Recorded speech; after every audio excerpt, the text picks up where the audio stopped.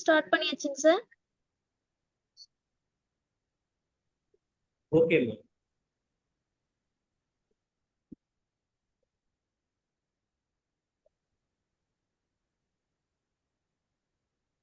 Sir பாடுங்க. Ma'am நீங்க introduction கொடுங்க மேம், நான் பாடவா? நீங்க ஆமா பாடுங்க. சார். நீங்க பாடுங்க சார், நீங்க பாடுங்க, எனக்கு தெரியுமே. ஆண்டவருக்கும் இறைவணக்கம். இறைவணக்கம். ஓம் சித்தி விநாயகனே நமக. ஓம் சரவண பவாய நமக. ஓம் ஸ்வாய நமக. ஓம் அகிலாண்ட ஈஸ்வரியே நமக. ஓம் ஸ்ரீ முனியாண்டியே நமக. ஓம் ஸ்ரீ அஷ்டலட்சுமியே நமக. ஓம் அஷ்ட காவலர்களே நமக. ஓம் தேவாதி தேவர்களே நமக. ஓம் எங்கும் நிறைந்திருக்கும் சித்தர்களே நமக. ஓம் கோமாதா நமக. ஓம் பிரபஞ்ச சக்தியே நமக. ஓம் நமோ நமக. எனது தாய் தந்தையும் வணங்கி, எனக்கு ஜோதிடத்தை கற்றுக் கொடுத்த குருவையும் வணங்கி, அவர்களின் பாதங்களில் மலர்களை சமர்ப்பிக்கிறோம். ஓம் ஸ்வாய நமக.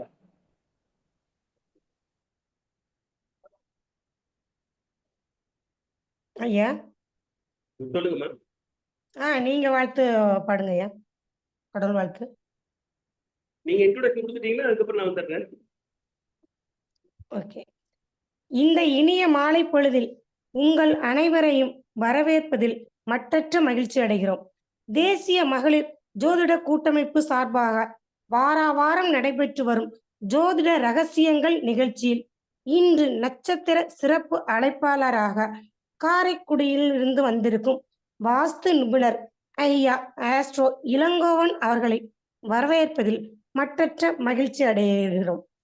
ஐயா அவர்கள் 20 வருடமாக இந்த ஜோதிட துறையில் சிறந்த பணியாற்றி வருகிறார். ஐயா அவர்கள் இன்று நம்மிடம் வளம் தரும் வாஸ்து என்ற தலைப்பில் உரையாற்ற இருக்கிறார். ஐயா, தங்கள் சிறப்புரையை தொடங்குங்கள். அனைவருக்கும் வணக்கம். பிரபஞ்சத்திற்கு வணக்கம். 5 கரத்தனை ஞான முகத்தனை இன்றின் இளம்பரை போதும் ஜெயித்தினை நந்தி மகன் தன்னை ஞான குலத்தினை முன்னில் வைத்தடியே போற்றுகின்றேனே. ஒன்றே கருந்தாயமே கருந்தாயமையே தன்னோனந்த சுஜோதயாது. ஓம் ஸ்ரீ குருப்யோ நமோ நமக. ஓம் ஸ்ரீம் கிரீம் க்ளீம் லம் கம் கணவே நமோ நமக. வரவரதா சர்வஜன சமானா நமோ நமக. குருப்யோ நமோ நமக.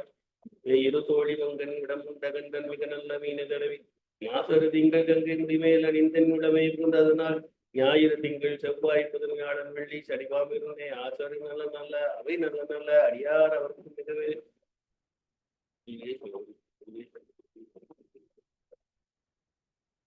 அனைவருக்கும் வணக்கம். நமது கனகாம்பாள் மேடம் அவர்களுக்கும் அன்னபூர்ணி மேடம் அவர்களுக்கும் குழுவில் வந்து இருக்கும் அனைவருக்கும் எனது சிறந்த ஆண்டு வளர்த்தை தெரிவித்துக் கொள்கிறேன். இன்று நாம் வாஸ்து பழம்பெரும் வாஸ்து என்ற தலைப்பில் வாஸ்து கலையை பற்றி நமக்கு தெரிந்த விஷயங்களை பரிமாறிக்கொள்ள ஆயத்தமாக இருக்கும். வாஸ்துவை பற்றி அனைவருக்கும் தெரியும் பட்சத்திலும் அதை சிறப்பாகவும் நிறைவாகவும் தெரிந்து கொள்ள வேண்டும் என்ற வகையிலும் செயல்படுத்த வேண்டிய நிலைகளில் சரியான நிலைகள் செயல்படுத்த தெரிய வேண்டும் என்ற ஆர்வத்திலும் இந்த முயற்சியை எடுத்திருக்கிறோம். வாஸ்து கலையில் அனைவருக்கும் சிறப்பான ஒரு நிலையை பெற வேண்டும் என்ற பட்சத்தில் அந்த இடமானது, அந்த அவர் வசிக்கும் வீடானது, அந்த வசிக்கும் ஊரானது, சூழ்நிலைகள் அவர்களுக்கு சாதகமாக இருக்கும் பட்சத்தில் அந்த நிலையில் அவருடைய வளர்ச்சியானது தடையின்றி அடுத்த நிலைக்கு பயணிக்க வாய்ப்பாக அமையும். ஒரு நபர் ஜாதகம் பார்க்கும் பொழுது தசாபுத்தி நன்றாக இருக்கிறதா, அடுத்து வரக்கூடிய தசாபுத்தி எப்படி இருக்கிறது, எடுக்கக்கூடிய முயற்சிகள் எப்படி இருக்கிறது என்ற ஒவ்வொரு விஷயத்தையும் தேடி தேடி அவர்கள் பயணம் செய்வது போல் வீட்டிலும் சமையலறை, படுக்கை அறை, hall, dining, veranda, portico, toilet, bathroom, staircase, first floor, second floor, compound, gate, entrance, இந்த மாதிரி பல விஷயங்களுக்கு முக்கியத்துவம் கொடுத்து இவைகளை நல்ல விதமாக அமைத்து அதன்படி அவர்கள் பயணிக்கும் பொழுது கணிதத்தில் ஜாதகம் எந்த அளவுக்கு மனிதனுக்கு துணை இருந்து கிரகங்கள் உதவி செய்கிறதோ, வாஸ்துவில் உள்ள சக்திகளும் அந்த வகையில் அந்த நபருக்கு உதவி செய்ய கடமைப்பட்டிருக்கிறது. அதை சரியான முறையில் அணுகும் பொழுது அது அவர்களுக்கு சாதகமாக பயணிக்கிறது. பொதுவாக வாஸ்து என்பது 4 சுற்றுச்சுவர், வீட்டில் உள்ள அமைப்பு, இவை மட்டுமே அல்ல. இவை எல்லாம் ஒரு மனிதனுக்கு எப்படி உடல்கள் அமைப்பு அமைகிறதோ அந்த மாதிரி அமைப்பை மட்டுமன்றி உள்ளார்ந்த விஷயங்கள் நிறைய இருக்கிறது. உள்ளார்ந்த விஷயங்கள் பஞ்சபூதத்தின் அடிப்படையிலேயே மனிதன் இயங்குகிறான். நீர், நெருப்பு, காற்று, ஆகாயம், இந்த விஷயங்கள் எந்த அளவுக்கு அந்த நபருக்கு உள்ளார்ந்த விஷயங்கள் துணை நிற்கிறதோ அவருடைய ஆரோக்கியம் அந்த அளவுக்கு நிறைவாக இருக்கும். அதே வகையில் வாஸ்துவில் அந்த பிரபஞ்ச சக்தியானது எந்த அளவுக்கு அவர்கள் சாதகமான முறையில் பயன்படுத்துகிறார்களோ அந்த அளவில் அவர்கள் வளர்ச்சிக்கு அந்த சக்தியானது அவர்கள் வளர்வதற்கு உண்டான வாய்ப்பை கொடுக்கிறது. இதில் ஏதேனும் தவறு செய்யும் பட்சத்தில், வீடு அமைக்கும் பொழுது அவர்கள் தவறாக அமைக்கும் பட்சத்தில் அந்த இடமானது அவர்கள் செயல்பாட்டை தடை செய்து மேலும் வளர்ச்சிக்கு உண்டான நிலையை செயல்படுத்த முடியாமல் இருக்கும் பொழுது, ஜாதக ரீதியாகவும் பாதிக்கப்படும் பொழுது அவர்கள் தடுமாறும் நிலை ஏற்படுகிறது. என்ன செய்வது என்று தெரியாமல் வேறு யாராவது ஒருத்தரை கூப்பிட்டு வந்து இதை சரி செய்வதற்கு வாய்ப்பு என்ன என்று கேட்கும் பொழுது அந்த இடத்தில் ஏற்படுத்தக்கூடிய இழப்புகளை சரி செய்வது பெரும் போராட்டமாக இருக்கு. வாஸ்துவில் அடிப்படையே ஒருத்தர் சரியாக அமைக்கும் பொழுது வாழ்க்கை மிகவும் சிறப்பாக இருக்கும். இப்பொழுது பெரும்பாலும் அனைவரும் விரும்புவது வீட்டிற்கு வடக்கு வாசல் என்று கூறுவார்கள். மிகவும் சிறப்பு, செல்வ செழிப்பாக இருக்கும். அதே இடத்தில் கிழக்கு வாசல் என்று கூறுவார்கள். அந்த வீட்டு தலைவர், நிர்வாகம், வளர்ச்சி, வம்சாவளி அனைத்தும் சிறப்பாக இருக்கும். மேற்கு வாசல் என்று கூறுவார்கள். அனைத்து வாசல்களும், அனைத்து திசைகளும் நல்ல திசைகளே, அனைத்து வாசல்களும் நல்ல வாசல்களே. இவை அமைக்கும் பொழுது அது நல்லவைகளாக செயல்படும். இதில் மாற்றம் செய்யும் போது வடக்கு வாசலும் பிரச்சனை தரும், கிழக்கு வாசலும் பிரச்சனை தரும், மேற்கு வாசலும் பிரச்சனை தரும், தெற்கு வாசலும் பிரச்சனை தரும். சரியாக அமைக்கும் பொழுது நெகட்டிவ் பாசிட்டிவ் பேலன்ஸ் பண்ணணும். நெகட்டிவ் பாசிட்டிவ் பேலன்ஸ் பண்ற அந்த பூமியினுடைய தன்மையை உணர்ந்து செய்யும் பொழுது வாஸ்து பரிபூர்ணமா இருக்கு. மேற்கு வாசல் அமையும் பொழுது, நிலைவாசலா அமையும் பொழுது அந்த வீட்டு வாரிசினுடைய வளர்ச்சி சிறப்பாக இருக்கும். தெற்கு வாசல் நிலைவாசலாக ஒரு வீட்டுக்கு அமையும் பொழுது அந்த வீட்டு இல்லத்தரசிகள் அந்த வீட்டு நிர்வாகம் பண்ணுவது சிறப்பாக இருக்கும். ஆக யார் எந்த முறையில் இருக்கிறார்கள், எந்த நிலையில் இருக்கிறார்கள் என்பதை அந்த வீடுகளின் இருப்பு நிலையை வைத்தே நாம் தெரிந்து கொள்ள முடியும். ஒரு வீட்டில் சென்று வாஸ்துவை பற்றி நாம் தெரிந்து கொள்வதற்கு நிறைய விஷயங்கள் பார்வையிலே கணிதம் செய்வதற்குண்டான வாய்ப்பு மிகவும் சிறப்பாக இருக்கும். ஏன் என்று கூறினால், வெளியிலிருந்து பார்க்கும் போதே இங்கே இந்த வகையான நிலையில் இருக்கிறார்கள், உயர்ந்த நிலையில் இருக்கிறார்கள், இவர்களுக்கு இந்த குடும்பத்தில் இந்த பிரச்சனைகள் இருக்க வாய்ப்பு இருக்கிறது. வீட்டிற்குள் செல்லாமல் வெளியில் இருந்து பார்க்கும் பொழுதே அந்த விஷயங்களை உணர முடியும்.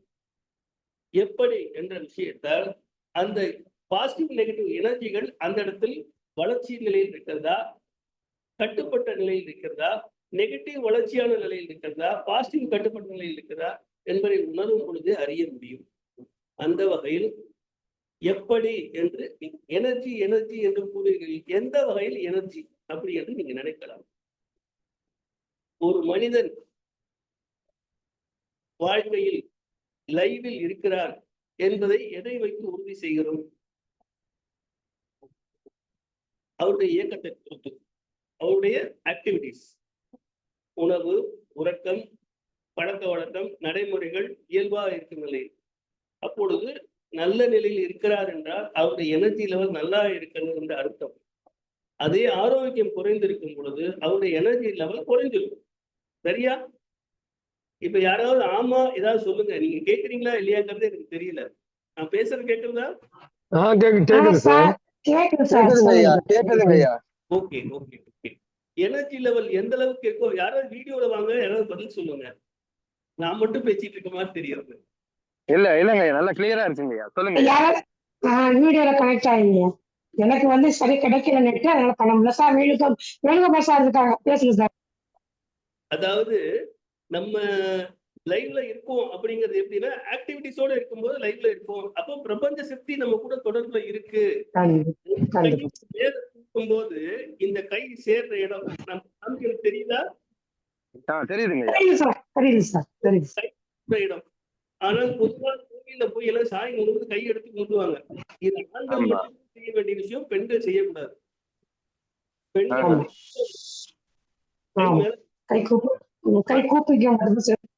இப்படி கை தூக்கும் போது என்ன ஆகும்னா லங்ஸ் விரியும்.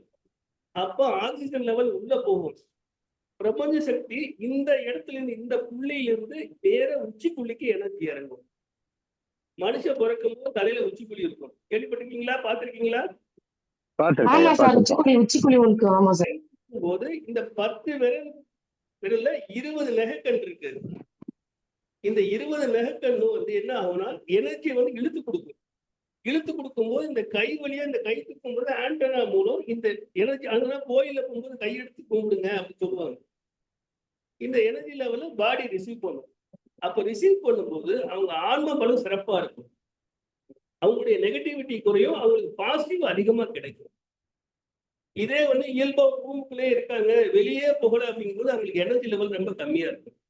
இது மனிதனுக்கு உண்டான எனர்ஜி. வீட்டுக்குன்னு எடுக்கும்போது எப்படி எடுக்கலாம்னா, இப்ப வடக்க வந்து பூமியோட எனர்ஜி எடுத்தீங்கன்னா மின்காந்த அலைகள் வந்து சுத்திக்கிட்டே இருக்கு. காந்த அலை, காந்தப்புலன்னு சொல்லுவாங்க. நார்த் போல் சவுத் போல் சொல்லுவாங்க. வடக்கு இருந்து கிளம்பி தெற்காவும், தெற்கு இருந்து கிளம்பி வடக்காவும் போகும். வடக்கு இருந்து கிளம்பும் போது அந்த அலைகள் வந்து ரொம்ப வீரியமா இருக்கும். அதே தெற்கிலிருந்து வந்து கிளம்பும் போது அது ரொம்ப அந்த அலையினுடைய பலம் வந்து கொஞ்சம் கம்மியா இருக்கும். திருப்பி வடக்கு போகும்போது திருப்பி அது பலமாயிடும். அதனால வடக்க வந்து தலை வச்சு படுக்கும் போது அந்த காந்த அலையினுடைய வீரியம் வந்து அந்த நபருக்கு வந்து இயல்பான நிலையில் தூக்கம் வராதுன்னு சொல்லுவாங்க. கனவு நிறைய வரும்னு சொல்லுவாங்க. உடல்ல வந்து நிறைய மாற்றங்கள் ஏற்படும் சொல்லுவாங்க. அதை தெற்கு வச்சு தூங்கும் போது காந்த புலனானது கட்டுப்பட்டு இருக்கும், காந்த அலைகள் குறைவா இருக்கும். அப்போ பிரெயின் வந்து ரெஸ்ட் எடுக்கும் போது அந்த மனிதனுக்கு வந்து எனர்ஜி ஆக்டிவேட் ஆகும். அதே டயத்துல வந்து நெகட்டிவ் கம்மியா இருக்கும். இது வடக்குலையும் தெற்குலையும் வந்து நம்ம எடுக்கக்கூடிய எனர்ஜி. வீட்டுக்கு எனர்ஜி எப்படி எடுக்கணும்னா, இப்ப தெற்க வந்து எனர்ஜி கம்மியா வருது, ஆனால் தெற்கிருந்து வரக்கூடிய காத்தானது பலமா இருக்கும். மழை காலங்கள்ல வரக்கூடிய காற்று ஈரத்தன்மையா இருக்கும். அதுல விஷத்தன்மையும் அதிகமா டிரான்சிட் ஆகும்.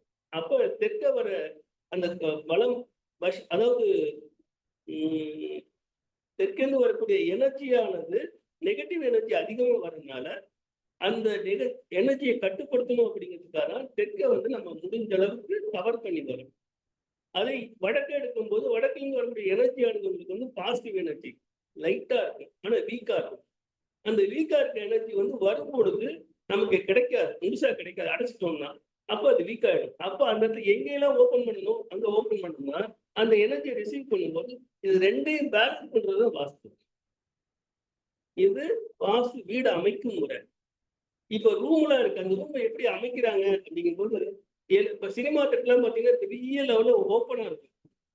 4 பக்கம் செவர் இருக்கும், முன்னாடி ப்ரொஜெக்டர், பின்னாடி ப்ரொஜெக்டருக்கும் முன்னாடி ஸ்கிரீன் இருக்கும், நல்ல மக்கள் உட்காந்துருப்பாங்க. பட் எக்கோ வந்து பெரிய லெவல்ல இருக்கும். அதுக்கு என்ன பண்ணுவாங்க, சைட்ல கூட விட்டு வச்சு அடைச்சிருப்பாங்க. பாத்திருக்கீங்களா?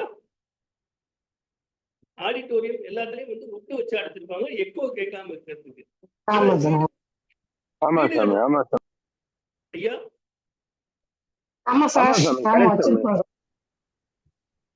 வீடுகள்ல வந்து அந்த அளவுக்கு வந்து மலைப்பகுதியில வந்து மலங்காடு, பனிப்பகுதி, ஐஸ் கட்டி உள்ள ஏரியால மட்டும்தான் விட்டு வச்சு அடைப்பாங்க.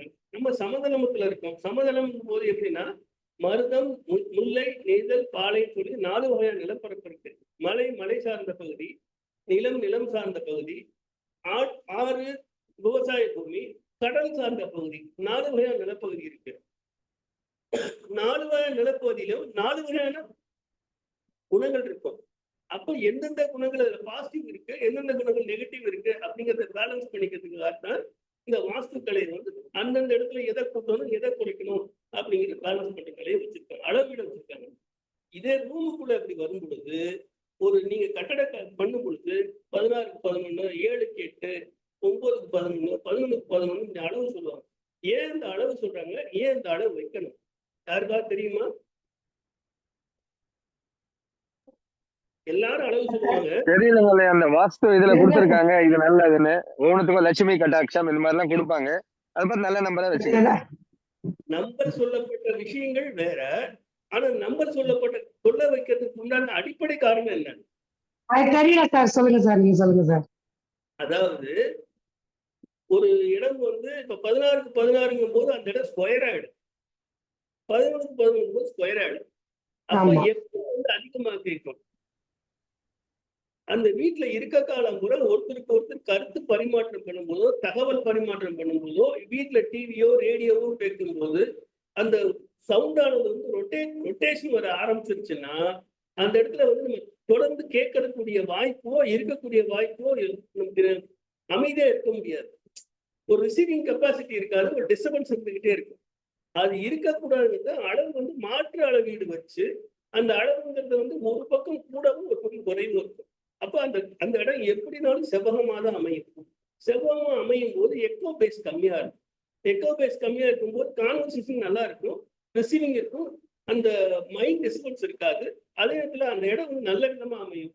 அதை வந்து நீங்க எப்படின்னா ஸ்கொயர் பண்ணலாம்னு சொல்றதுக்கு பதிலா இந்த மாதிரி அளவீடு வச்சுட்டோம்னா, அந்த அளவுக்கு இன்னொரு அளவு சேர்த்து பார்த்தீங்கன்னா ரெண்டுமே மேட்ச் ஆகாது, ஒரே அளவு வந்து மேட்ச் ஆகாது.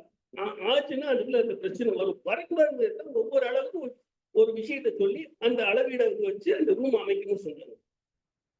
இத மாதிரி அமைக்கும் பொழுது அந்த வீட்டுல ஒவ்வொரு பகுதியும் ஒவ்வொரு 4 செவருமே வாஸ்து கட்டுப்படுது.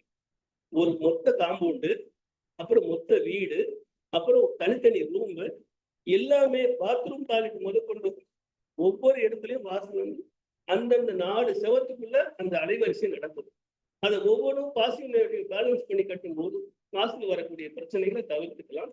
பூமி சார்ந்த விஷயத்துல பூமியை பொறுத்து பூமியை தேர்ந்தெடுத்து அந்த பூமிக்கு ஏற்ற மாதிரி செய்யணும், அது முக்கியமான விஷயம்.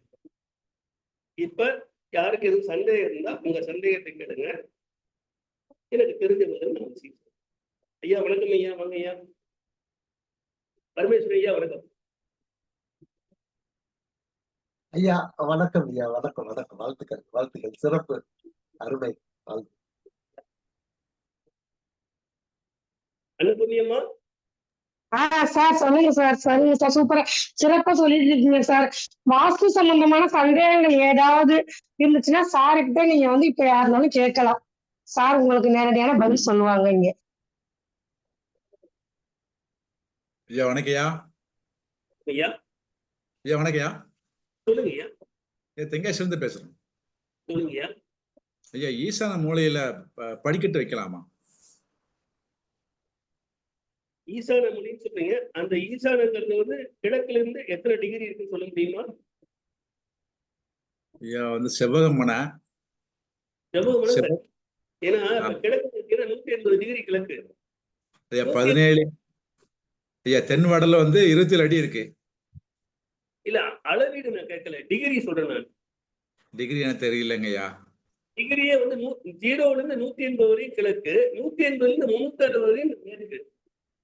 இப்ப நீங்க சொல்ற 10 டிகிரில இருக்கா, 20 டிகிரில இருக்கான்னு தெரியணும்.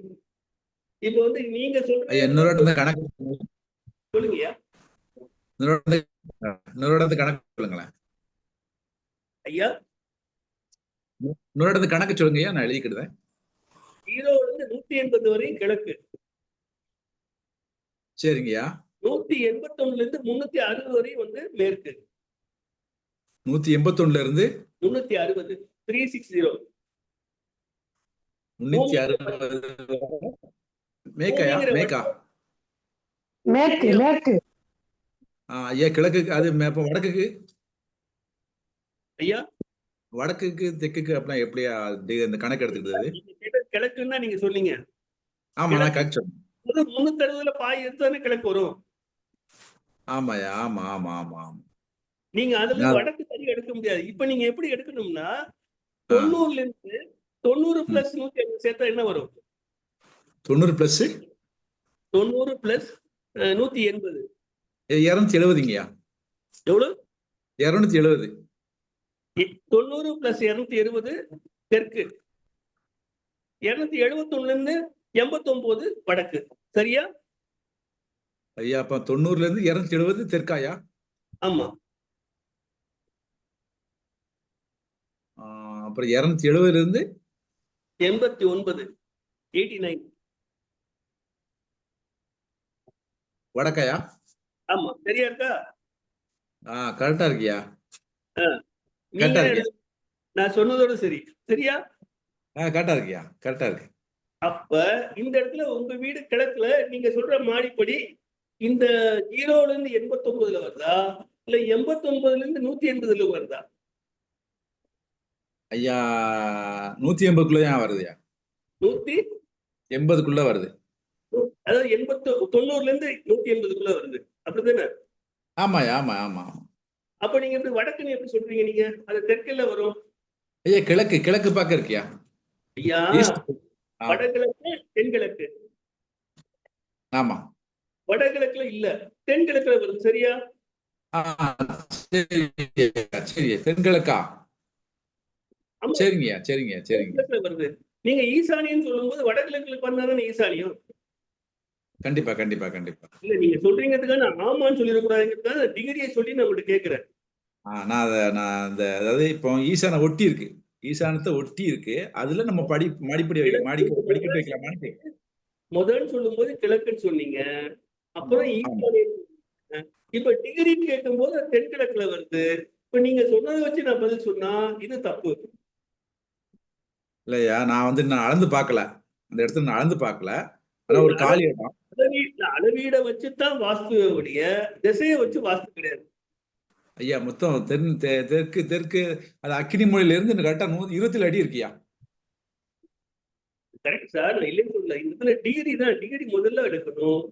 டிகிரி எடுத்தால்தான் அது ஈசானியத்தில் இருக்கா அக்னி மூலையில இருக்கா அப்படிங்கிறது பிரிக்க முடியும். பிரிச்சதுக்கு அப்புறம் உச்சத்துல இருக்கா நீசத்துல இருக்கா சரியான இடத்துல இருக்காங்கிறது தீர்மானம் பண்ண முடியும். ஓகே ஓகே சரி. பாட்டு போடுறீங்க ஐயா. இந்த டிகிரி சொன்னதை ஒரு படத்துல காமிக்க முடியுமா? ஒரு படத்துல அந்த டிகிரி போட்டு காமிங்களேன், அப்ப எங்களுக்கு கொஞ்சம் கிளாரிட்டி வரும். முதல்ல ஒரு வட்டம் போட்டுக்குங்க. ஓகே. வட்டத்தை வந்து 2ஆ பிரிங்க. சரி. 180 180 வந்துருமா? 360க்கு. ஆமா. அதை 4ஆ பிரிங்க. 90 270 வந்துருமா அந்த சைடு? ஆமா. அப்ப வடக்கு தெற்கு வந்துருதா? ஆமா. கிழக்கு மேற்கு வந்துடும், வடக்கு தெற்கு வந்துடும், சரியா? அப்ப 0ங்கிறது எங்க ஐயா ஸ்டார்டிங் பாயிண்ட்? ஐயா 0ங்கிறது எங்க ஸ்டார்டிங் பாயிண்ட்? 0ங்கிறது வடக்குல வரும். 0ங்கிறது வந்து நீங்க எந்த திசையை வச்சு எடுக்கிறீங்களோ அதுலதான் 0 ஆரம்பம். கிழக்குன்னு எடுத்தீங்கன்னா வடக்கு 0. ஏன்னா இப்ப வீடு வந்து சிலருக்கு தெற்கு வாசலா இருக்கும். சரி. பெரும்பாலும் நார்த் போல வச்சுதான் வந்து வேர்ல்டு மேப்பை அசம்பிள் பண்ணிருக்காங்க. நீங்க எங்க அது நார்த் போல மேக்னெட்டிக் ஃபோர்ஸ் இருக்கனால ஒரு நார்த் போல காமிக்கும். நார்த் போல நம்ம நார்த் போட்ட 90 டிகிரி 0 வச்சுக்கிறோம். நம்ம நார்த் போல 0ன்னு வச்சுக்கலாமா? நார்த் 0ன்னு வச்சுக்கணும். உள்ள 90 டிகிரி 0 நமக்கு, சரியா? கரெக்டா? புரியலங்க ஐயா. நார்த் வந்து எனக்கு புரிஞ்சிச்சு. இப்ப 4ஆ பிரிக்கிறோம். நார்த்தோடைய பாயிண்ட் 0ன்னு ஸ்டார்ட் பண்றோம். ஆமா, நார்த்ல அதாவது 90 டிகிரி 0 டிகிரி ஆரம்பிச்சுட்டா உங்களுக்கு 180 டிகிரி வந்து தெற்க கிடைக்கும். கரெக்டா? கரெக்ட் கரெக்ட் ஐயா. அப்ப நார்த் 0ன்னு ஆரம்பிச்சோம்னா நார்த் ஈஸ்ட் 0 to 90 இருக்கும். நார்த் ஈஸ்ட்ங்கிறது 0 to 90, 90 to 180 வந்து அக்னி மூலை சவுத் ஈஸ்ட். ஆமா கரெக்ட் ஐயா. 180 to 270 வந்து குபேர மூலைன்னு சொல்ற நைருதி சவுத் வெஸ்ட். அப்புறம் 270 to 360 வந்து வாயு மூலைன்னு சொல்ற நார்த் வெஸ்ட். கரெக்ட். இப்ப அவரை கேளுங்க ஐயா. அந்த 0 to 90 சார் அவருக்கு புரிஞ்சிருக்கும் நினைக்கிறேன். இப்போ 0 to 90 நார்த் ஈஸ்ட் அவர் கட் ஆயிருக்கு. இல்ல அவர் வந்து அதாவது அவருக்கு வந்து அவர் சொன்னது வந்து தென்கிழக்குல வருதுன்னு சொல்றாரு. தென்கிழக்குலங்கும் போது நீங்க வந்து வடக்க இருந்து தெற்க மேல ஏறுற மாதிரி மாடிப்படி வச்சீங்கன்னா அது நல்லபடி. வடக்க இருந்து இந்த 90 டிகிரில இருந்து மாடிப்படி வச்சு தெற்க நோக்கி ஏறி திருப்பி வந்தீங்கன்னா நல்ல பாசப்படி. சார் ஐயா அது எனக்கு வந்து இந்த கணக்கு கொஞ்சம் கால்குலேஷன் கொஞ்சம் புரிய மாட்டேங்குது. என்னன்னா எனக்கு வந்து தென் வடல வந்து 27 அடி, கிழமையில் வந்து 16.75 தான் இருக்கு. அதை கால்குலேஷன் பண்ண தெரியும் இல்லைங்க? அதாவது என்ன சொல்றாங்க? 17 10 அடி. கிழக்கு அளவு சொல்லுங்க, கிழக்கு அளவு சொல்லுங்க. ஐயா 16.75 16 வச்சுக்குவோம். 8 அடியில வந்து 8 அடி வரைக்கும் ஈசானியம், 8க்கு மேல வந்து தென்கிழக்கு. ஓகேவா? 8 அடி ஈசானம், 8க்கு வந்து வடகிழக்கு, 8க்கு மேல தென்கிழக்கு, 8ல இருந்து 15 ரெண்டா பிரிங்க. அது கிழக்கு பகுதி ரெண்டா பிரிச்சுருங்க, அவ்வளவுதானே. மையப்புள்ளி எடுத்துருங்க. சரிங்கய்யா, சரிங்கய்யா.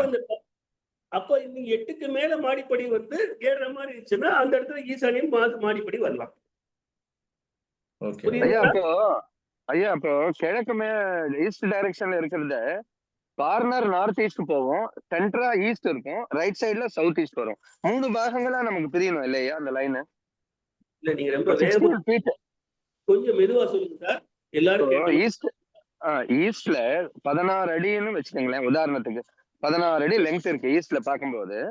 அப்ப அந்த லைனை 3 பாகமா பிரியும் ஆக்சுவலி. ஒரு பக்கம் corner north east corner, centre east direct east, மறுபடியும் ரைட் சைடுல சவுத் ஈஸ்ட். 3ஆ பிரியும். 4 நாளா பிரிக்கிறீங்க. சரி, 3 பாகமா பிரியும், 2 கார்னர் ஒரு சென்டர். அப்ப அந்த 3ஆ பிரிக்கும் போது கார்னர்ஸ் வந்து 1/4 1/4, சென்டர்ல ஹாஃப்.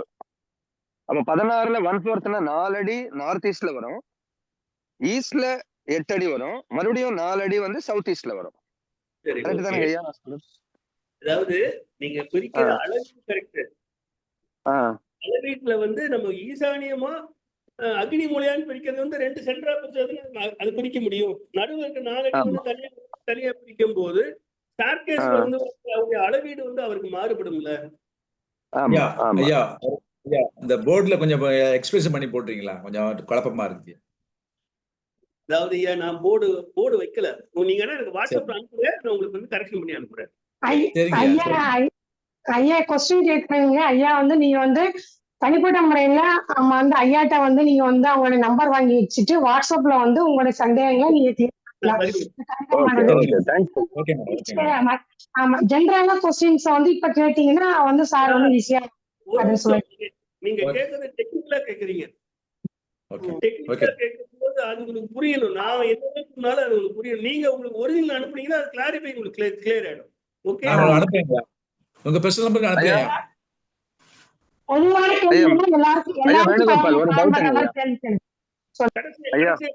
மேடம் கடைசி சொல்லுவாங்க, கேட்டுக்கோங்க. ஓகே மேடம் கடைசி யூடியூப்லயே வரும். எனக்கு ஒரு டவுட்டுங்க ஐயா. இப்ப ஒரு குடும்பத்துல 4 பேர் இருக்கோம் ஐயா, நம்ம குடும்ப தலைவருக்கு ஏத்த மாதிரி அந்த மெயின் டோர் வச்சிடறான்னு வச்சுக்கோங்களேன். இப்ப எங்க வீட்டுல எங்க அப்பாக்கு ஏத்த மாதிரி அந்த மெயின் வாசல் இருக்கு மேற்குல. அப்ப மற்ற மெம்பர்ஸ்க்கு வந்து அந்த தலைவாசல் மேட்ச் ஆகாது இல்லையா? அதுக்கு ஏதாவது பரிகாரம் இருக்கா? உங்க கேள்வி திருப்பி சொல்லுங்க ஐயா. அதாவது நம்ம ஒரு வீடு இருக்குங்க, எங்க அப்பா அம்மா நானு எங்க ஒய்ஃப் 2 பசங்க, மொத்தம் 6 பேர் சார் எங்க வீட்டுல. எங்க அப்பாவுடைய ராசி தனுசு ராசி, அவருக்கு ஏத்த மாதிரி மெயின் டோரு எல்லாமே அமைக்கப்பட்டிருக்கு. அவர் காலத்துல கட்டப்பட்ட வீடு அது. இப்ப எங்களுக்கு எல்லாம் அது மேட்சிங் வரல. அப்ப எங்களுடைய வளர்ச்சி எல்லாம் தடுபடுது. இதுக்காக நாங்க வேற வீட்டுக்கு தான் போகணுமா, இல்ல இதுல ஏதாவது பரிகாரம் பண்ணும்போது சரியாயிடுமா? எங்க அப்பாவும் உயிரோட இருக்காரு, அதை மாற்ற முடியாது. இது அற்புதமான கேள்வி. எல்லாரும் ஃபேஸ் பண்ற சிக்கலே இங்கதான் ஆரம்பிக்குது. ஆமா சார், தேங்க்யூ சார். இப்ப ஒரு ரகசியத்தை சொல்லிடுறேன். ஒரு நபர் எந்த அப்பாவுக்கு பிறக்கிறார், எந்த அம்மாவுக்கு பிறக்கிறார், பிரபஞ்சம் தான் தீர்மானிக்கும், அந்த நபரும் தீர்மானிக்க முடியாது. அதே மாதிரி ஒரு நபர் ஆணா இருந்தால் எந்த பெண்ணை கல்யாணம் பண்ணுவார், பெண்ணா இருந்தா எந்த ஆணை கல்யாணம் பண்ணுவார் அப்படிங்கிறது வந்து பிரபஞ்சம் தீர்மானிக்க முடியும், அந்த நபர் தீர்மானிக்க முடியாது. எல்லாம் ரகசியம். அதே மாதிரி ஒரு பூமி, அந்த நபர் எங்க வாழணும் பூமி தான் தீர்மானம் பண்ண முடியாது, அந்த நபர் தீர்மானம் பண்ண முடியாது. ஏன்னா பஞ்சபூத சக்தியில தான் மனுஷன் வாழ முடிய, மனுஷன் சக்தியில பஞ்சபூதம் வாழல. பஞ்சபூதம் தீர்மானம் பண்ற விஷயத்துல மனுஷன் லைக் டிராவல் பண்ண முடியும் இல்லையா, மனுஷனுடைய தீர்மானத்துல பஞ்சபூதம் டிராவல் ஆகாது. ஓகே, அதே மாதிரி தனிநபருடைய ஜாதகம் வந்து வீடு கட்டுவாரா, இடம் வாங்குவாரா, கடன் வாங்குவாரா, கடன் வாங்கி வீடு கட்டுவாரா, எப்ப வீடு கட்டுவார், வீடு கட்ட நல்ல நேரமா, நட்சத்திரம் நல்லா இருக்கா, ராசி நல்லா இருக்கான்னு பார்க்க மட்டுமே ஜாதகம் பார்க்கணும். அந்த மனை வாசல் அப்படிங்கிறது பூமி சம்பந்தப்பட்ட அணுகுமுறையில வைக்கிறது தான் சிறப்பு. ஜாதகத்தின் அடிப்படையில வைக்கும்போது அடுத்த வாரிசு வரும்போது தடுமாறும்.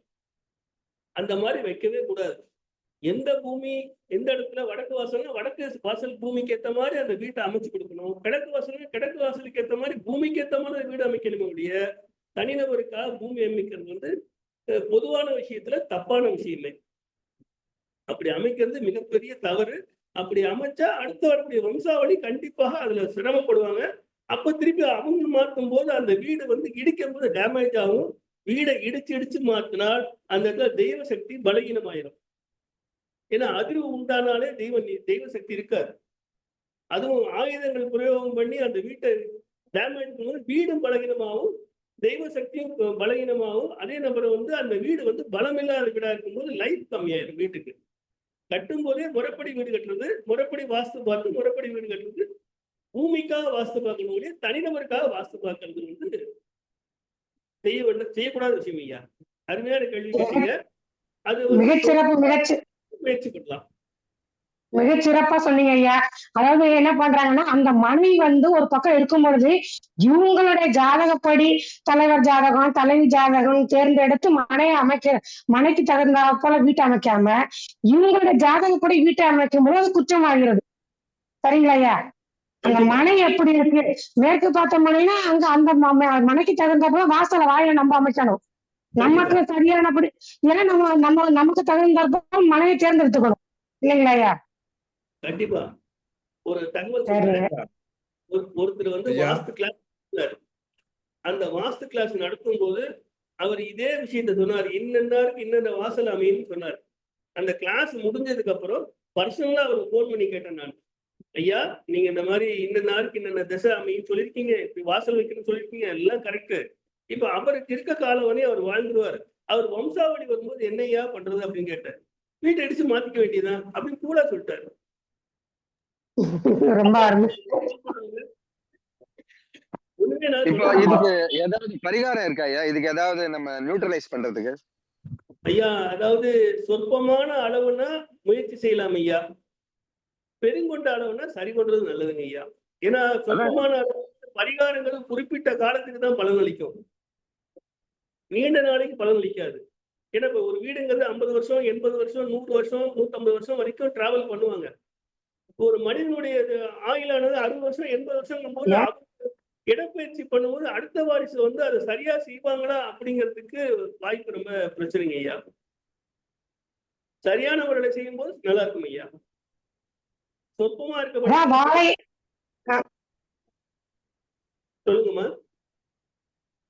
வாழையடி வாழையாக வளரணும்னா அதற்கு தகுந்தாற்போல் வீட்டையும் மனையை அமைக்கணும். அமைச்சாதான் அந்த வம்சமாக விருத்தி அம்சமாகும். அதாவது நல்ல ஒரு கருத்தை வந்து வேணுகோபால் கேட்டாங்க. இன்னொரு விஷயம் சொல்றேன். இன்னைக்கு வேலை வாய்ப்பு ரீதியா போறவங்க வந்து இப்ப வெளிநாடு எல்லாம் போகும்போது 10க்கு 10ல வாழ்ற கண்டிஷன்லாம் இருக்கு. இப்ப பாம்பே டெல்லி எல்லாம் போனா வச்சுங்களேன் 10க்கு 10 வாழ்வாங்க. அப்படி வாழும்போது அந்த நபர் தன்னை மட்டும் பார்த்துக்கிட்டாலே பெரிய விஷயம்.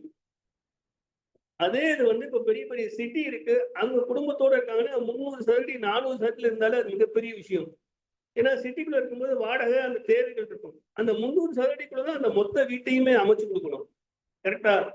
அதே நேரத்துல ஒரு கவர்மெண்ட் ஆபீசர் இருக்காரு, ஒரு 5 சென்ட்ல வீடு கட்டியிருக்காரு அப்படின்னா அவர் வீடை வந்து நல்லா விசாலமா வச்சிருப்பார், தேவையான வசதிகளை கொடுப்பார். இப்ப இந்த இடத்துல பெரிய பெரிய பணக்காரர்கள் வந்து 10 சென்ட் 20 சென்ட்ல வீடு கட்டுவாங்க. கார் பார்க்கிங் தனி, கிச்சன் தனி, நாய்க்கு வைக்கிற வீடு தனி, பாத்ரூம் தனி, 2 பங்களா, first floor second floor garden எல்லாம் பண்ணுவாங்க. இன்னொரு ரகசியம் நல்லா கேட்டுங்க. எவ்வளவு இடம் பெருசாகுதோ வீட்டு மனையில அவ்வளவு அது நபருடைய வளர்ச்சி நல்லா இருக்கும். எவ்வளவு இடம் சின்னமா இருக்கோ அப்ப அந்த வீட்டு நபருடைய தன்மை தான் வெளிப்படுமோ இல்லையா வீட்டோட வளர்ச்சி எதிர்பார்க்க முடியாது. இது வந்து நான் அனுபவபூர்வமா பார்த்தேன். சரிங்க ஐயா.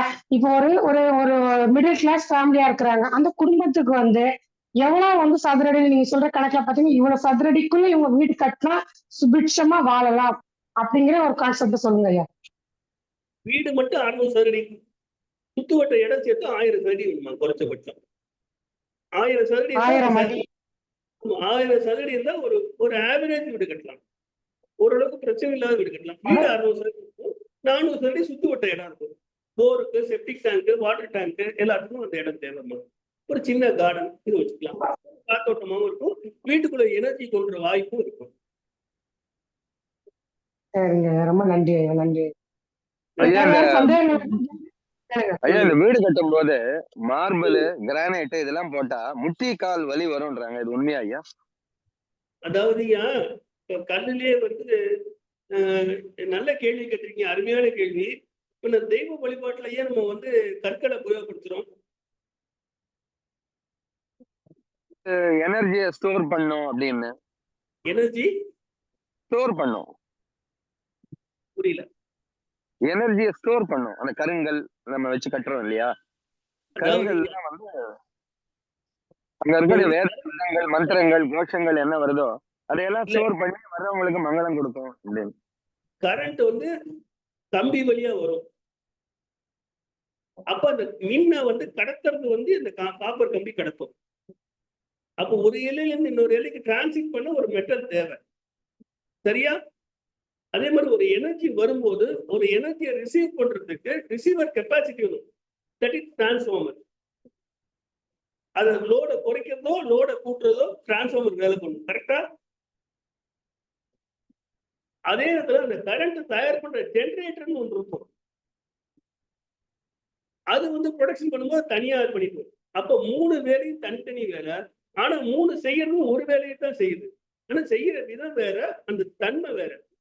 இப்ப கல்லுன்னு வந்துச்சு வச்சுங்களேன், கோயில ஏன் கல்லை வச்சோம் அப்படின்னா மனிதனுக்கு வந்து தெய்வத்து மேல நம்பிக்கை இல்லை, அப்ப அடையாளப்படுத்தணும்.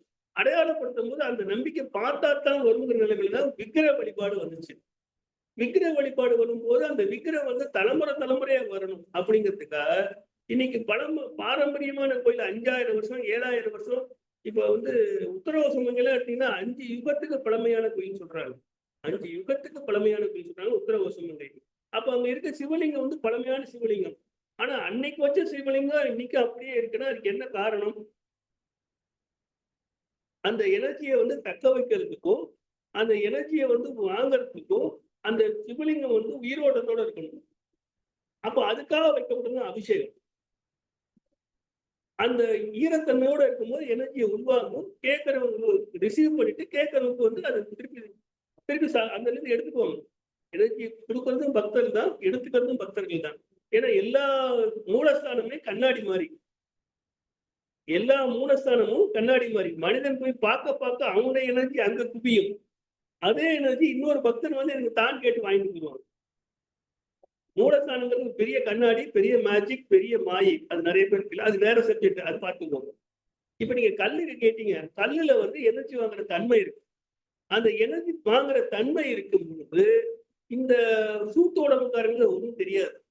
ஆனா குளுத்த உடம்புக்காரங்களுக்கு ரத்தம் கம்மியா இருக்கவங்க அதை பயணம் பண்ணும்போது அவங்க ரத்த ஓட்டம் குறையும். இப்போ ஆட்டோமேட்டிக்கா ஹீட்டர் இன்னும் உள்வாங்கும் போது அவங்களால பேலன்ஸ் பண்ண முடியாது. அதனால மலைப்பிரதேசங்கள்ல இந்த கிரானைட் போட மாட்டாங்க, சமநில பரப்புல போடுவாங்க, வெப்பமான பூமியில போடுவாங்க. ஓடக்கூடிய இடத்த வந்து டிசைட் பண்ணி என்னென்ன மெட்டல் என்னென்ன மாதிரி யூஸ் பண்ணணும் அப்படிங்கிறது டிசைட் பண்ணிக்கலாம். அது உண்மைதான் நீங்க சொல்றது.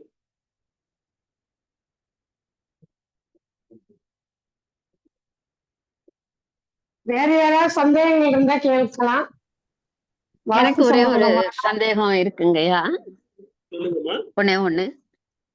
இப்போ வந்து பழைய காலத்து வீடுலாம் பார்த்தோம்னா திண்ணை இருக்கும், அதுக்கப்புறம் வந்து வீடு பட்டாள மாதிரி கட்டி ஒரே சேஃப்ல தான் இருக்கும். திண்ணை எவ்வளவு அளவு இருக்குமோ அதே அளவு தான் வீடும் கட்டி ஒரு பக்கத்துல கூடி வெட்டுப்படாம கரெக்டா கட்டியிருப்பாங்க.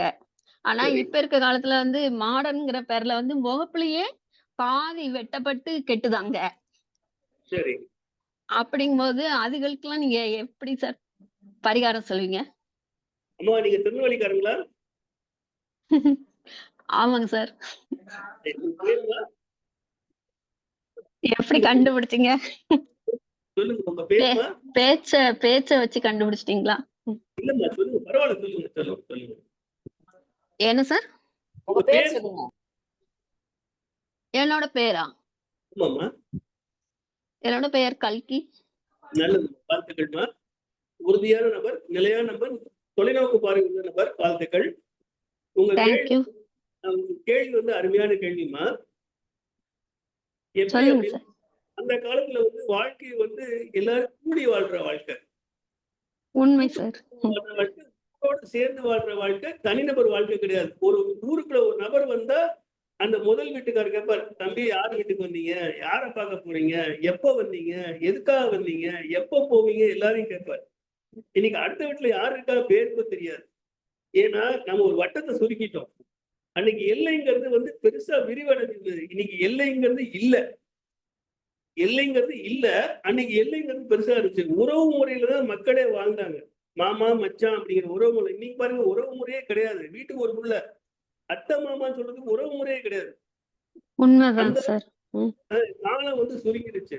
இன்னொரு விஷயம், அந்த மாதிரி கூட்டு வாழ்க்கை வாழ்ந்த காலத்துல எனர்ஜி அதிகமா இருந்துச்சு, வாழ்க்கையும் பேலன்ஸா இருந்துச்சு. ஒருத்தருக்கு ஒருத்தர் பரிமாறிக்கிட்டாங்க எல்லா விஷயங்களையும். இப்ப வந்து பரிமாற்றங்கள் இல்லாம போச்சு, பேலன்ஸ் இல்லாம போச்சுமா. எப்ப வந்து ஒரு நபர் வந்து கூட வந்து சின்னமா மாறிக்கிட்டே வராரோ அப்போடைய எனர்ஜியும் குறைஞ்சிக்கிட்டே வருமா. எப்போ ஒருத்தருடைய கூடு பெருசாகிக்கிட்டே போதோ அப்போ உறவு முறை கூடும், அப்ப வளர்ச்சியும் நல்லா இருக்குமா. ஏன்னா ஒருத்தர் பண்ற தப்ப இன்னொருத்தர் விட மாட்டார். இன்னொருத்தர் பண்ற நல்ல விஷயத்துக்கு இன்னொருத்தர் என்கரேஜ் பண்ணுவார். அப்ப வளர்ச்சி இன்னும் பெருசா இருக்கும். இதுதாம்மா நடைமுறை. சரியாம்மா? நடைமுறை ஓகே தான் சார். அப்ப வந்து வடகிழக்கு மூலை, தென்கிழக்கு மூலை அப்படி நீண்டிருக்கு அப்படி சொல்லி வராங்களா சார்? அப்ப அதுக்கு வந்து எந்த மாதிரியான பரிகாரங்கள் சார் சொல்லலாம்? அம்மா வாஸ்துவுக்கு பரிகாரமே கிடையாதும்மா. சரியா கட்டுறது மட்டுமா வாஸ்துல வந்து முறையே. பரிகாரங்கிறது ஓகே. தற்காலிகமா வேணா உபயோகப்படுத்தலாமே ஒழிய அது நிரந்தரமான தீர்வா. Okay okay. சரியான முறையில நீங்க அமைச்சு சரியான முறையை பண்ணிட்டீங்கன்னா, அதாவது 80% ஒருத்தருக்கு வாஸ்துப்படி வீடு அமைச்சுன்னா அந்த வீடானது அவருக்கு 100% அமைக்க முடியாது. 80% அமைக்கலாம். 80% வாஸ்து முறைப்படி வீடு கட்டிட்டாருன்னா அவருக்கு அந்த வாஸ்துவான இன்னொரு சொத்தை உருவாக்கி கொடுக்குமா. ஏன்னா எனர்ஜியோடைய அளவு வந்து அந்த அளவுக்கு நல்லா இருக்கும். ஓகேங்க சார். ஐயா எனக்கு இன்னொரு கேள்வியா ஐயா? முடிக்கட்டு. வேற எது கேள்வி இருக்காமா கல்கியம்மா? இல்ல சார், ஒருத்தங்க வீட்ல வந்து நெட்டுக்கு வாசல் வந்து ஒரே வாசல் நம்மளுக்கு என்ட்ரன்ஸ்ல இருந்து அந்த லாஸ்ட் வரைக்கும் ஒரே வாசல். அதுக்கு ஏதோ ஒரு கம்பு குத்தோ ஏதோ சொன்னாங்க அதுக்கு பேர் வந்து. அப்ப வந்து அந்த நிலப்படி கிட்டக்க ஃபுல்லா வந்து உலக்கு வச்சு அதுல உப்பு வச்சிருங்க. அப்ப வந்து அந்த இது உங்களுக்கு வந்து சரியாயிரும் அப்படி சொல்லி சொன்னாங்க. அது கரெக்ட்டுங்களா அப்படின்னு சொல்லி நான் உங்ககிட்ட கேக்குறேன். அதாவது அவங்க சொன்ன விஷயம் வந்து தற்காலிகமா வேணா சரியா இருக்கலாம். ஆனா அந்த திசை சரியா, அந்த வீடு அமைப்பு சரியா, நீ அதாவது வாஸ்துங்கிறது 4 காம்பவுண்டுக்கு மட்டும் வாஸ்து இல்லாம 8 திக்குக்கும் வாஸ்து பார்க்கணும். 8 திசைக்கும் வாஸ்து பார்க்கணும். நாங்களாம் வாஸ்து பார்க்க முதல்ல பார்க்கறது 8 திசையை தான் பார்ப்போம். வீடே பார்க்க மாட்டோம். இல்ல சார், நான் அதுக்கு கேட்கல. அப்படி ஒரு வீட்டு வாசல் வந்து அப்படி வாசல் என்ட்ரன்ஸ்ல இருந்து அந்த லாஸ்ட் வரைக்கும் தெரியுதுங்களா? அப்படி கெட்ட கூடாதா அப்படின்னு நான் உங்ககிட்ட கேக்குறேன். வாசல் வந்து அப்படி நேர வாசலா? அந்த மையப்பகுதி வந்து அந்த வீட்டுல அந்த பூமியில வந்து 90 அடி இருக்குன்னா இந்த பக்கம் 30, இந்த பக்கம் 30 இருந்து நடுவுல 30 இருந்து நேரா இருக்கலாம். ஓகேங்க சார். அது குரு வாசல்னு சொல்லுவாங்க. அப்படிதானுங்க சார்? அது குருவோட பகுதி. சொல்லுவாங்க, நடுவாசல் சொல்லுவாங்க அத. இல்ல சில பேர் பிரம்மஸ்தானம் சொல்லுவாங்க. ஓகே. அதே வந்து முதல் 30 அடியில இருந்தாலும் ஓகே. ஈசான மூலையில நெட் இருந்தாலும் தப்பு இல்ல, பரவாயில்லன்னு சொல்லுவாங்க. ஆனா அதே பின்னாடி இருக்க 90 இருந்தா அது மைனஸா வருமா. வளர்ச்சி அது வந்து என்ன அளவுக்கு சரி பண்ணுமோ சரி பண்ணாலும் பிரச்சனை இல்லாம இருக்கலாம். ஐயா ஒரு சின்ன வார்த்தை. Thank you sir. மேடம் என்ன சொல்றாங்கன்னா வீதிய பார்த்து எட்ஜ்ல வீடு இருக்கு.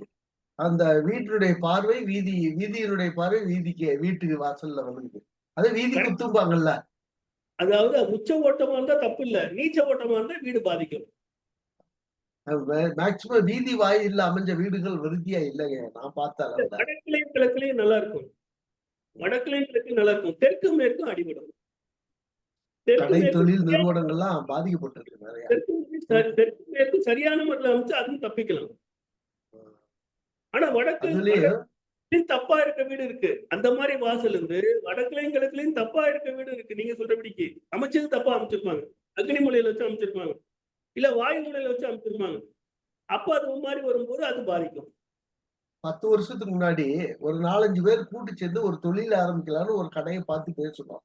அந்த சரி. கடைக்கு எதிர்த்தாப்படி சந்தையினுடைய வாயில் நேரா எதிர்த்தாப்படி இடையில ரோடு போகுது, தார் ரோடு. இருந்தாலும் எனக்கு என்ன தோணுச்சு, சந்தை வாயில்ல இந்த வாசப்படி கடை நேர் இருக்கு, ஆமா. வெற்றி ஆகாதுன்னு தோணுச்சு. நான் பார்ட்னர்ஷிப்ல இருந்து ஒதுக்கிட்டு சேரல. சேர்ந்தவங்க ஒரு 2-3 வருஷத்துக்குள்ள பூராமே கலைச்சிட்டாங்க. இல்ல அது விருத்தி தெற்கு இல்ல. வாசலா இருக்கும், தெற்கு வாசலா இருக்கும், இல்ல மேற்கு வாசலா இருக்கும். தெற்கு வாசல். தெற்கு வாசல். திசை மாறினா தடம் மாறிடும். திசை மாறினா தடம் மாறிடும். கரெக்ட். சந்தோஷம். எனக்கு தோணுச்சு, நான் ஒதுக்கிட்டேன். ஐயா ஐயா வணக்கம் சார். ஐயா வணக்கம் ஐயா. நம்ம வந்து பசுமனை, கழுகு மனை இதெல்லாம் சொல்றோம்ல. பேர் சொல்லி பேசுங்க. திருப்பி பதில் சொல்லுங்க. சர்மா தேவி சார், மதுரையில இருந்து சர்மா தேவி பேசுறேன். இப்ப வந்து பசுமனை, கழுகு மனை இந்த மாதிரி யானை மனை இந்த மாதிரி வாங்கினா நல்லதுன்னு சொல்றாங்க.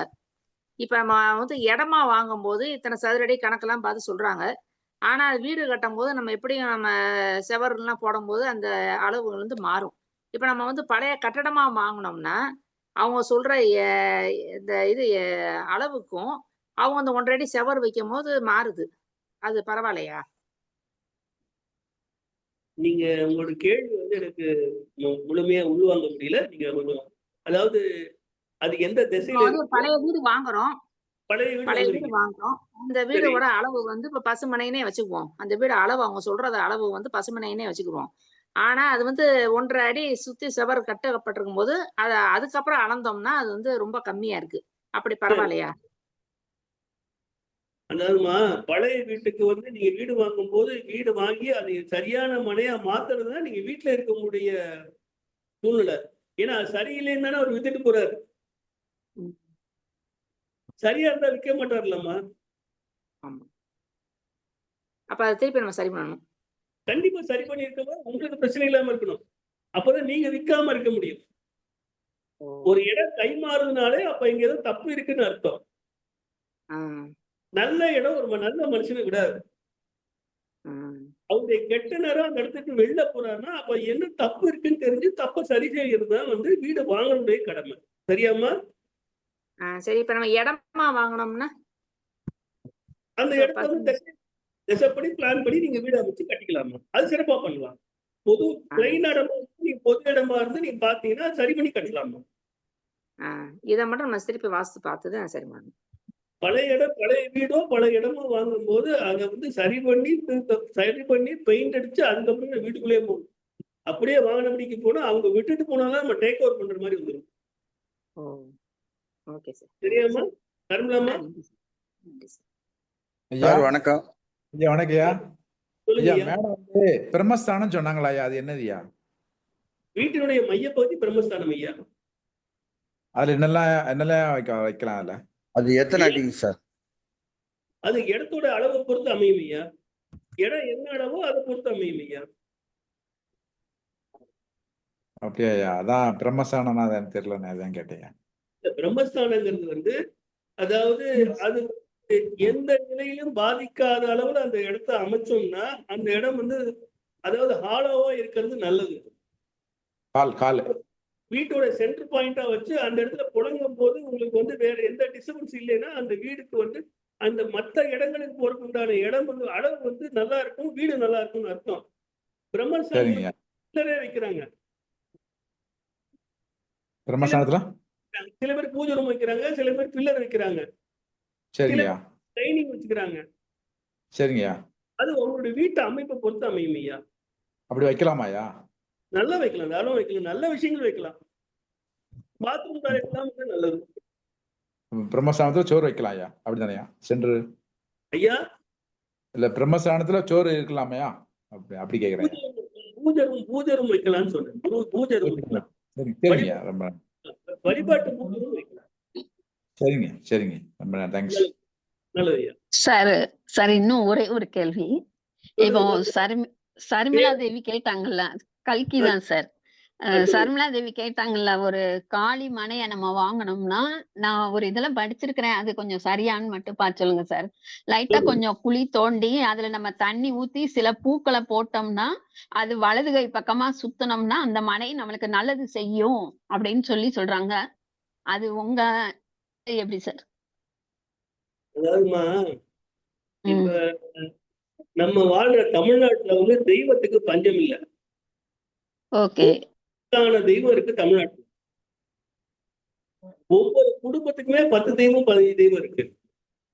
இப்ப நீங்க வடக்க போயிட்டீங்களே, ஒருத்தர் வந்து பிள்ளையார மட்டும் தான் கும்பிடுவார், ஒருத்தர் முருகனை மட்டும் தான் கும்பிடுவார், ஒருத்தர் சிவனை மட்டும் தான் கும்பிடுவார், ஒருத்தர் காளியை மட்டும் தான் கும்பிடுவார், ஒருத்தர் பெருமாளை மட்டும் தான் கும்பிடுவார், வேற இன்னொரு தெய்வத்தை கூட கும்பிட மாட்டாங்க. ஆனா இங்க 10 தெய்வம் இருக்கு. அது தெரியுமாமா? சரியா? அது ஓகேங்க சார். இருங்க வரேன், நான் சொல்லி முடிச்சிடறேன். அப்ப குடும்பத்துக்கு 10 தெய்வம் இருக்கும்போது, இப்ப அந்த கோடிக்கணக்கான இருக்க தெய்வங்களுக்கு வந்து ஒவ்வொரு தெய்வத்துக்கும் ஒரு குறிப்பிட்ட பூமியுடைய கட்டுப்பாடு இருக்கும். அந்த காலத்துல ஒரு ஒரு நாட்டுக்கு ஒரு ராஜா போனா அந்த எல்லையை தொடும்போது அந்த எல்லைக்கு வந்து மரியாதை செஞ்சுட்டு, நான் இந்த எல்லையில இருக்க தெய்வத்தோடைய உத்தரவு வாங்கிட்டு தான் எல்லையை கிராஸ் பண்ணுவேன்.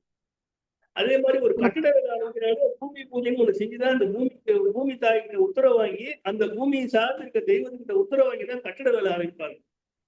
அந்த மாதிரி அந்த வழிபாடு செஞ்சுட்டு அந்த முறையை நம்ம கடைபிடிக்கும் போது அது சரியா செய்யறதுக்கு வாய்ப்பு.